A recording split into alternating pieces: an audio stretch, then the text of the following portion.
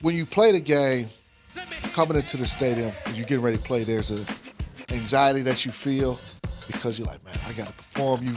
You prepared all week for this moment, that game day. And it's hard to get that out in what we call the real world, so to speak. But now being back in the broadcast booth and calling games, I get excited and get the anxiety a little bit about being able to call these games. And the bigger the game, the more I'm like quiet. And I really don't want to talk before the game. I have to do my pregame interview responsibility. I'm just like, man, I don't want to talk. I'm wanting to lock in and get focused on the game. So I love that aspect of it. Then when the game goes and the flow of the game, and depending on how it is, obviously the bigger the games and the more competitive they are, that drives it.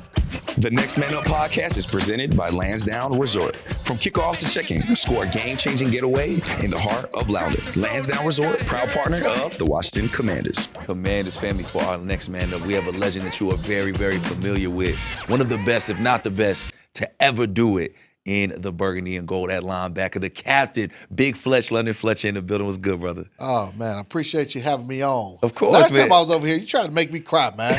I gotta watch you. We ain't on no time like that, man. Sometimes I just got to ask questions to learn things. You have had a very interesting vantage point all season long because you're up in that booth. You're the voice of the Commanders, man. You're the soundtrack to every moment we have, which has been kind of crazy, man. What's that like for you? You know, it's a dream job, man. You know, being able to be on a radio broadcast team with Brian Weinstein, the play-by-play guy. He's considered the voice of the Commanders. Okay. But, you know, myself, being in there as an analyst and then Logo on the sideline, I think we got a great team. We do a phenomenal job. But we have fun. The thing is, we're emotional. We live and die with the outcome of those games.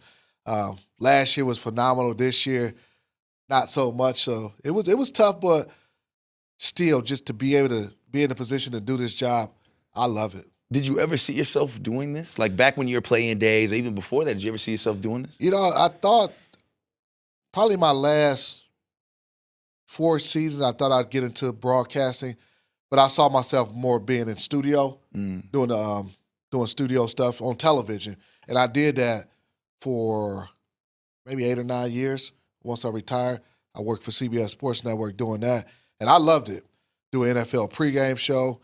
But there's a different energy and a different type of excitement that comes with calling games. And to be able to call games for the team that I root for, it's different, man. You see how you love when they show shit. the Bram Cam, the excitement that we call the games with, and the energy and the passion.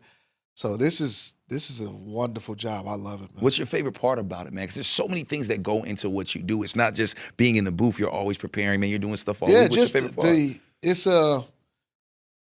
when you play the game, coming into the stadium, you're getting ready to play, there's a anxiety that you feel because you're like, man, I got to perform.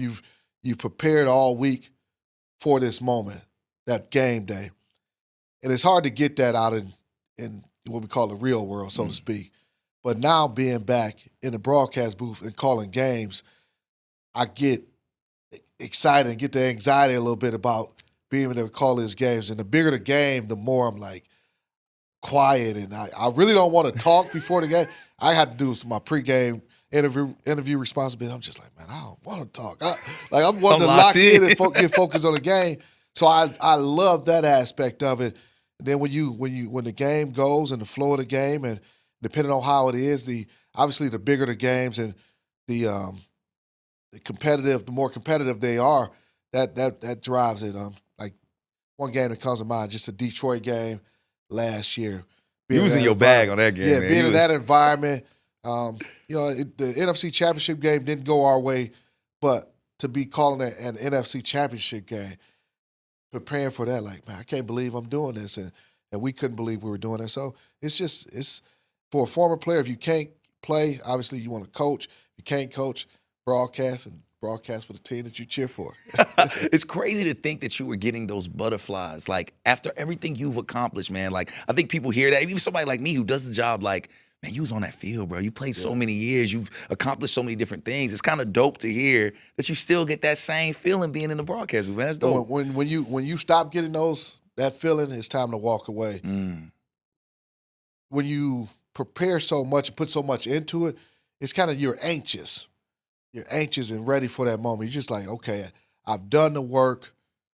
I want to get to the game and show you how prepared I am for this situation. And I felt like that, my entire career and still to this day. Did you ever have that moment where when it comes to you playing and it's time to retire, you said when you don't feel that anymore, I can't imagine you ever didn't feel that on the field. Like, did you lose anything before you retired? I didn't lose the passion, but you get older, your physical skills wind down, and I couldn't mentally. I know what I wanted to do, but physically, I just couldn't do it. All those years of wear and tear just had caught up to me from a physical standpoint. But I'll tell you this: so, my last season, it's Christmas Day. We go over a friend's house, and my late wife and I, we put our 3 kids down for bed. It's about 8 o'clock at night, and I go and I start studying for the game. Getting ready, doing what I do. It's I think it was like a Thursday, and I'm preparing for the game that we're playing. And she asked me, she's like, "Have you ever felt like you've gone into a game and not be prepared?" Like, oh, why would you ask me that? I was like, I was kind of offended. Like, you see how much I put into this. Yeah. And she's like, how many of your teammates do you think are studying right now on Christmas Day? I was like, I don't know, and I really don't. I don't care. Like I'm doing me. So she was asking me these questions because she's like, it's Christmas Day. It's an opportunity for you and I to spend some time together. She wanted to spend some time with me, and she's like, why are you studying on Christmas night? Well, the crazy part is I had just announced my retirement the day before. Okay. We're getting ready to play the Dallas Cowboys. This was the second and last game of my career coming up. We had a home game against the Cowboys. I had played against the Cowboys as a Redskin by that time, 13 times? This is about to be my 14th time facing the Cowboys as a Redskin. I knew they had the same offense during my entire time. I knew their guys. I knew their routes. I could have gone into that game and not totally done it, prepared the same way I'd always done, but there was nothing inside of me that was going to allow me to not prepare the same way, and that was just how I was wired. So the preparation never changed and the passion to do it, but just from you get to the point where it's just like, man, I just can't do it no more. This is a young man's game. It's time. I left it all out there, physically, mentally, emotionally, and it was time. It was time to move on. When I listen to that story, and like now it's easy to see things in like hindsight when you're reflecting on it. Do you ever have moments where you're like, you wish you would have took a little less time on football and just done other things and give it to that? Or does that never cross your mind? I wish I had probably spent a little bit more time with my teammates, kind of like getting to know them even more, like just hanging out with them a lot more. Like Santana, I tell you, man, he and I, we're closer now than we did when I played. And we were cool in terms of like teammates, but I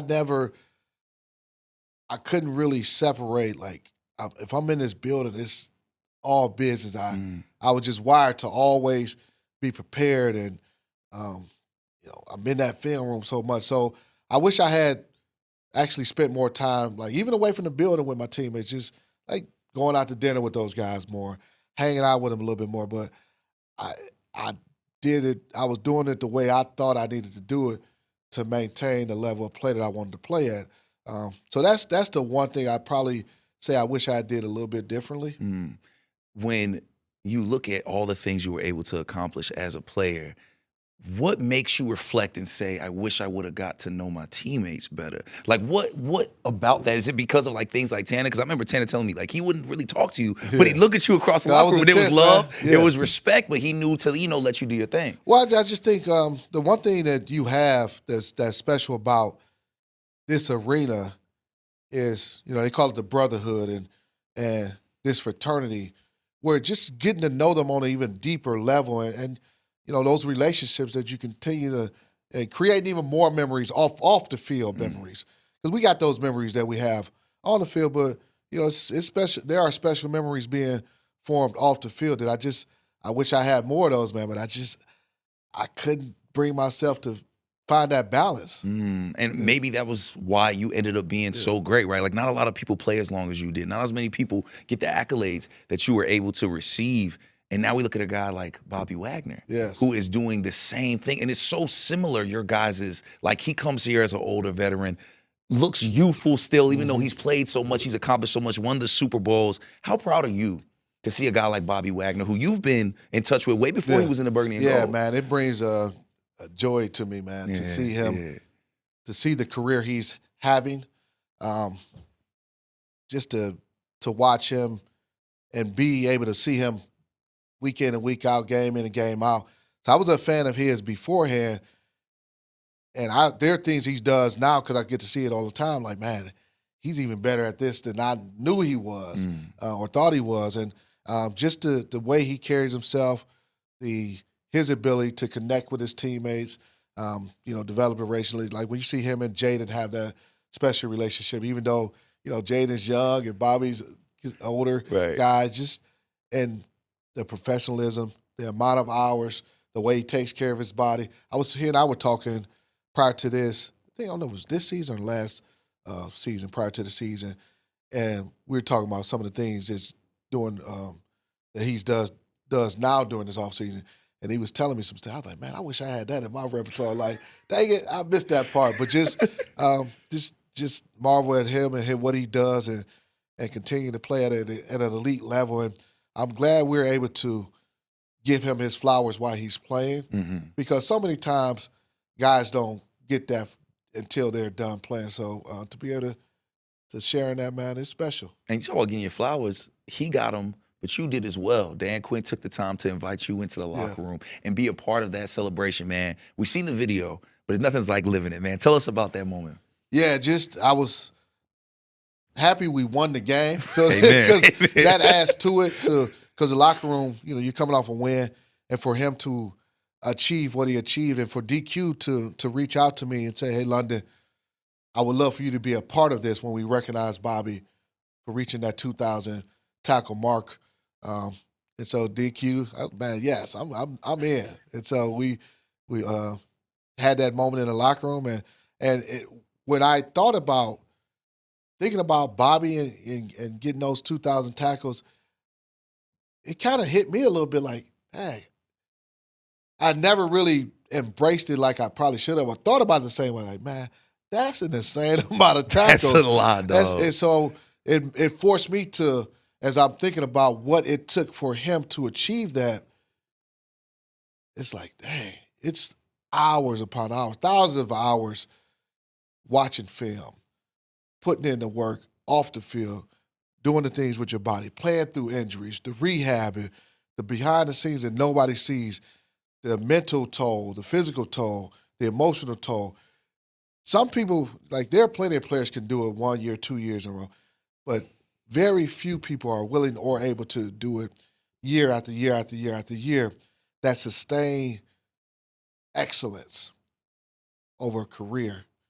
And when I'm looking at that, like, man, this is I had to look at that totally different. Like, it takes a special person, special player to do that, and that's why he's had the career he's had. That's why there are only three of us through the history of the NFL that has reached the 2,000 tackle mark, because it's sustained excellence that it requires.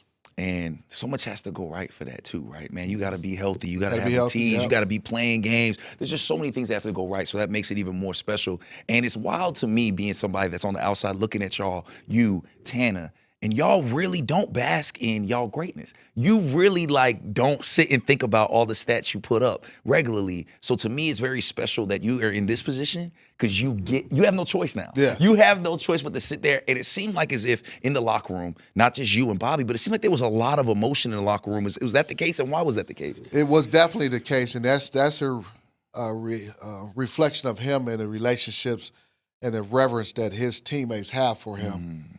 Because the eruption, when I announced that, and they knew he was coming up on it, but still, once you accomplished it, eruption that took place in that locker room and all the smiles and the guys just surrounding him and that lets you know the reverence they have for him.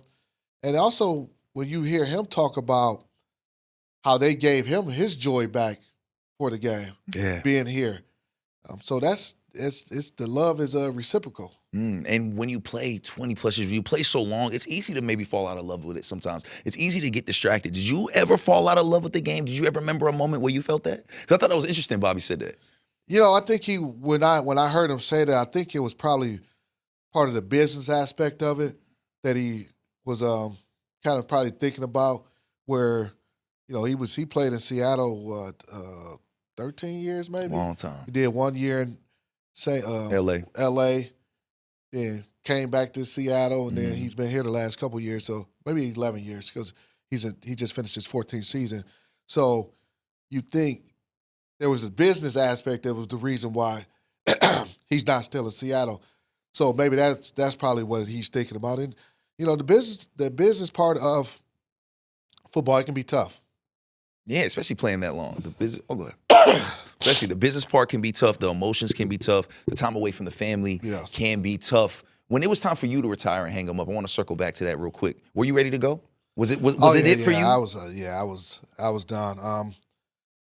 I felt like I had done all I could do.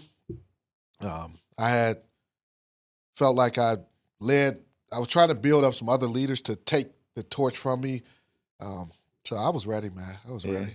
I was ready to go home. My family, wife and kids, they were down in Charlotte. I was just ready to get back home. Because you see so many legends come up on here and they say the struggles with retirement, not so much being retired, but after the fact. You're lucky you had TV, you had all these things, but did you have trouble leaving the game, bro? You played so long. I don't think there's anybody that could really speak to that better than you. I would say this so I did have the transition to go right into television and broadcasting, and that makes a difference because there's a sense of lost identity when this is something you've done basically your entire life. You've been identified as an athlete, and once you leave it, what are you? Who are you? That's the question that you struggle and kind of have to wrestle with.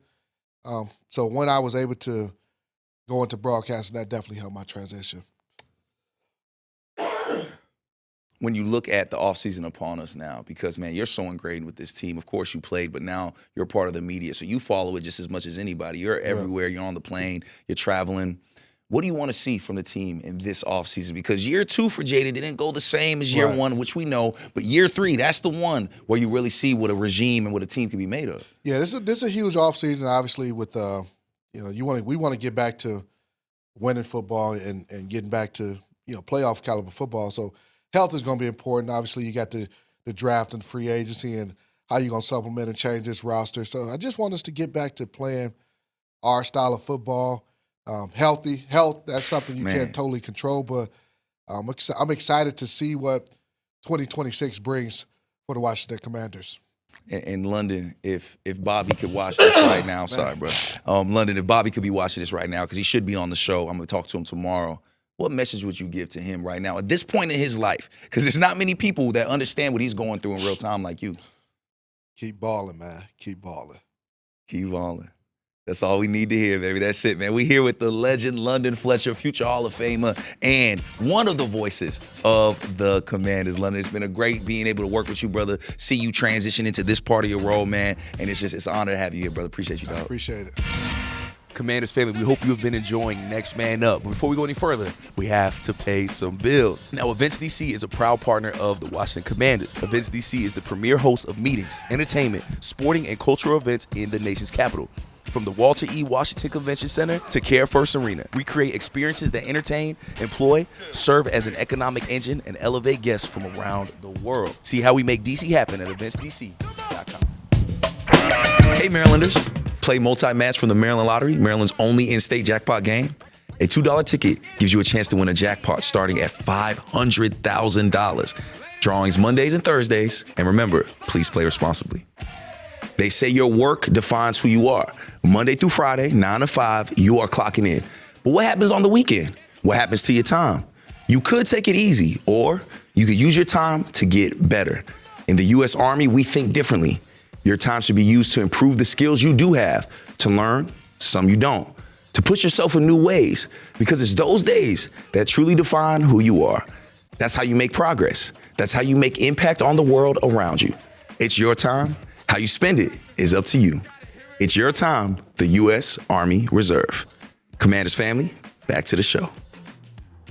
Commanders family, it was an honor and a privilege to have the great London Fletcher as our first guest on the show. And I know what you're asking. Normally, we have a current player, and we do have a current player for you, but we're switching it up a little bit on this last episode of the 2025 season of Next Man Up. We have London Fletcher interviewing the great Bobby Wagner, two of the three guys that have 2,000-plus career tackles. They're interviewing each other right now for a very, very special version of Next Man Up. Let's check it out. Well, man, appreciate you, man. What's up, man? How's the last couple days? I know the season didn't go the way you anticipated. It's always rough when the season ends. Just kind of getting your bearings together. What have you been up to the last couple days? Honestly, just reflecting the season and talking to family and talking to some of the guys and just try to make sense of what happened this year. Yeah. Well, I know one thing that happened again. Congratulations on 2,000, man. That's a huge Appreciate it. accomplishment. It's crazy because when I started, like, really, I've done it, and I've told you this. When you're in it, you don't really think about what you're doing. You just kind of go on about your business, and to reach that number, and I started looking. I was like, man, that all the stuff that it requires, the hours upon hours. I say thousands upon hours that you put in the film study, into the preparation, off-season workouts, taking care of your body, eating right, all the discipline and sacrifice that it takes, the commitment to excellence, sustained success year after year after year. And I tried to articulate that to the fans who, like, yeah, y'all see this number, but the milestone that Bobby's achieved is more than that. What goes into all the things you have to do to be able to play the way you play? Man, like you said, it's just film study, taking care of your body, the massages, the yoga. Yeah, I just think like the discipline of just like, sacrifice that you had to make, like the food, the family time, the spending time with friends. There were so many different sacrifices that you didn't know why you were doing it. You just wanted to do it because you wanted to be great. And then when you do that, things like this happen. You reached out to myself back in 2019. I know you reaching out to Ray Lewis. And this was you came into the league 2012. After the 2019, you already established as a Pro Bowl player. You had made multiple All-Pro teams. And I mentioned this to multiple people. Like, I was honored because I'm already looking at you like, man, this dude is already one of the elite guys to play the position. He's headed to that Hall of Fame, just trajectory, continue your career the way you were headed. What was it that you like, man? A lot of players won't reach out to guys that have done things before, but you saw it, like, hey, I'm gonna reach out to Ray, myself. You've reached out to a lot of other people. What was it that made you do that? I think it's just understanding that the guys before you did it, you know what I mean? And so that's experience, that's knowledge that you can't get in years. Sometimes the way you catch up in years is ask questions. And so, you were the guys that I watched that played for a long time. And I'm like, okay, I want to be like that. I want to play that long. And so I need to sit down with those guys and talk to them and see, like, what did they do to keep their body together? How did they watch film? How did they, just ask the questions, man? I think that's just humility, is understanding that no matter where I was at, there's still some things to learn. When you got to Seattle, what was that linebacker room like? I know I benefited from some veterans in the room with me who taught me. I can remember my first start I made. I didn't make my first start until the final game of my rookie season. I was mainly a special teams guy, and I was making this start against the 49ers on the road. This was the old school 49ers. They had Jerry Rice still, Steve Young, T.O. was there, Garrison Hurst. You being a West Coast guy, you might have heard of Garrison Hurst. Like, these guys were rolling. And our defense was extremely complicated. Man, I'm nervous as what before the game. So I went to one of the other veteran linebackers and just like, man, how do you study the we call it the hit chart, basically the tendencies of how the team do different things. What was that linebacker room like for you? Were there any veterans you were able to lean on and learn from early in your career? Well, I mean, I benefited from having Coach Norton in the room. That was a big Yes, one because our, yes, our room was relatively young. It was myself, it was Malcolm Smith, it was Bruce Irvin, it was KJ Wright, it was Leroy Hill and yeah, Heath Farwell. And so Heath was a special team guy. Leroy was kind of on his way out, like kind of was trying to figure out whether or not he still wanted to play or not. And right, me, okay. KJ, Malcolm, Bruce were the ones that were playing a lot. And so I think we benefited because we were around the same age, and so they had just been rookies, and so I could Mhm. learn from them the things that they would have done differently. And then having Coach Norton in the room, that's just a wealth of knowledge. Oh yeah, absolutely. The as far as you mentioned routine, off-season routines. You and I talked. I think it was before last season during training camp. We were in the lobby, and you were talking about some of the things that you do. You told me you still get in the sand pit, which was one of the things I shared with you. But you Hmm. also mentioned the yoga piece, and I think you do Pilates as well. If I'm Yeah, yeah. memory serves me correct. And I was like, man, when you said that, I was like, dang it, I wish I had put those things in my repertoire just from a flexibility standpoint and all those types of things. Were those things that you do? You got those on your own, or was it just picking brains of different players? I know you worked out with Ray Lewis, and where'd you get those kind of things from to your repertoire? Honestly, I remember in college they had us do like some yoga, but it wasn't hot. It was just like just regular yoga, and I remember feeling good. And Yeah, so it was just one day I was like, man, like let me try it again. I found a hot yoga class, and I sweat a lot, and it was just good work. And so I was doing it, and I didn't do it again. And I didn't feel my best, and so I was like, okay, like I got to make that a part of my routine. And the same thing with like the hyperbaric chamber and stuff. I was like, I did it kind of coming into the combine, and I just thought it was a way to kind of stay healthy. I did. I got the hyperbaric chamber going into my last season. Um, and I did it because I had finally had some surgery. I had an elbow scope and an ankle scope, Hmm. and they said that helped with the recovery and all that type of stuff.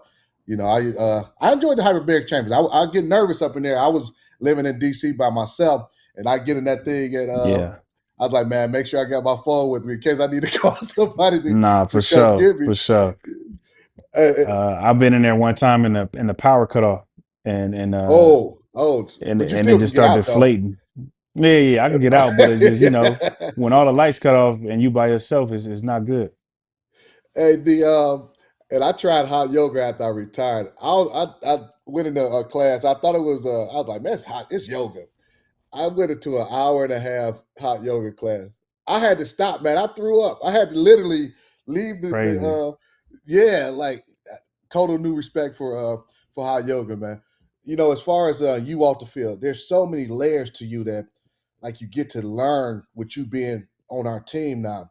You as the businessman, you went to Howard, you just got your MBA, and I know you haven't walked yet.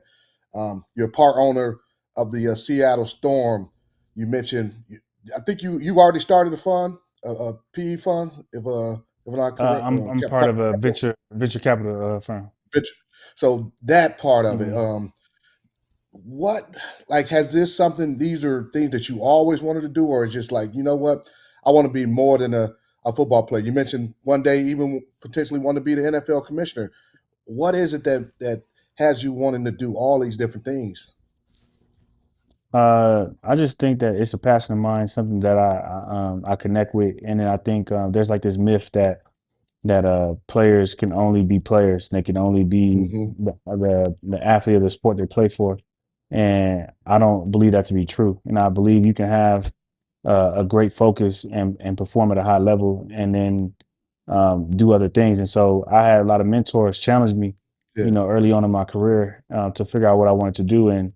And I just started learning. I started interning, and that led into me negotiating my deal, which led into being part of a VC firm, which led to Hmm. going back to school, getting my degree. And so all these things that just kind of happened as I, searched for knowledge and searched for what it was I wanted to do when I was done.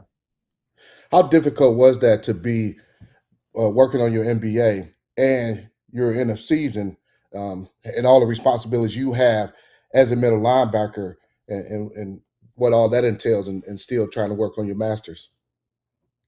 I would say it was harder in the off season, just because that's your family time, and you got to Hmm. step away to take tests or do assignments and things like that. During the season, it's more structured, so I could plan more. I knew when I was gonna watch film. I knew when I was getting my massages. I knew my classes was, so I could better plan. Off season is kind of a little bit more hectic. Like I could be Yeah. in the East Coast one day, West Coast another, Central, like so. I think in the off season it was hard, but in the season it created that structure for me, which was cool. When you did your final project and you knew you were done, were you just like, yes? What was that reaction like for you? Oh yeah, when I turned that paper in and I took that last exam, I was like, yeah, I'm done. Like I'm done with school. I ain't going back again. Your education at that level is over. Um, Man, at that level, yeah, I'm good. hey, on Hard Knocks, there's a clip of you talking about watching a movie on the plane without the sound. Who does Yeah, that, man? Like, I don't know, man. I don't know, man. It was funny. I don't even know how we got on that topic, but I just was in the plane, and you know how you fall asleep sometime before they pass the hmm headphones out, yeah. and so I just missed the headphones, and so I wasn't even going. I was gonna listen to music. I was gonna be chilling, hmm but then I was looking to my right, and it was just a lot going on, and I'm like, okay, like I'll just get through this scene, and then I'll stop watching, and Yeah. then every scene just kept my attention, and lo and behold, I was locked in on the movie, and I'm watching the whole movie with no sound. I don't know what's going on, like nothing. So yeah, it's a good movie though. And you don't know exactly what was said. You created your own kind I of just plot and created my narrative. own thing. I was like, when he was dancing, because he was growing some fruit or growing some food on Mars. I just imagined myself and like what would I be saying if I was able to figure Yeah. out how to grow something on Mars or on the moon? I think with that imagination, it wouldn't be surprising to me if you next thing you know you adding writer, director, something to your repertoire as Nah, in for addition sure. to all the other things you're doing. Um, speaking Nah, of for sure. the as an older player, veteran player in the league, you're 34 now. Then you got this young guy, Jaden, and the relationship that you two guys have, man, it's special. Just seeing how you guys interact and what I know you guys are both from the California area, but is it deeper than that and just how you guys were able to connect? I mean, good people surround themselves with good people, man. Like he a good person. He a good dude, and that energy, from my first encounter, I just understood what type of person he was. And obviously, I'm older than him, so I kind of knew to an extent like what he was going to have to go through, and we just Hmm. connected. We started with being from the IE, and then I think it just connected on so many different levels. And we don't really understand, the interest and like how hard it is, the age difference, thing like that. It's like my little brother, you know what I'm saying? And I want Yeah, him to be yeah. successful, and he want me to be successful. And um, we just click, and that's what our brothers are, man. They click, and they just have a good time. We talk trash all the time. We Hmm. have our moments when we serious, and it's just a dope relationship, and I'm grateful. Yeah, I've witnessed a couple occasions where you two are teasing each other a little bit and kind of going back and Mhm. forth. Last question for me, man. You in the locker room after you got the game ball for the 2,000 tackles. You mentioned how the team has brought back the love of football. These group of guys has brought back your love of football to you. What was it about it that you kind of lost that love of the game and prior to coming to Washington?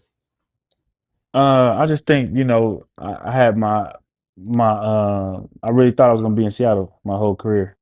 Hmm. And those last few years, I went to Seattle, then I went to LA, and then I went back to Seattle, and then I was going there. So it was just a lot of turnover, you know what I mean, and a lot of not knowing what was next. And so this year was the first year that I was able to stay where I was at, and it felt right, and it felt good with the group that I was able to be a part of, and help mentor and things of that nature. And so it was just fun.